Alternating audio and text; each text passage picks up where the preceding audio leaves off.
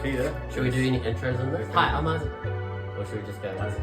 Makita this versus this, let's go! Yes, that works. Okay, ready? Makita versus Hikoki, mid-torque impact wrench. The Hikoki has the tabless, high output battery. Here we go. 100mm screws. 3, 2, 1! Woo! Hikoki just cooking. 3, 2, 1! Oh! That's a tie! 3, 2, 1! Exactly the same. They're basically the same thing.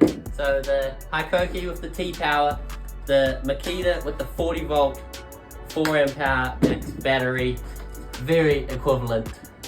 Both of them sick tools. What do you reckon? Yeah, I would have either of those. Yeah.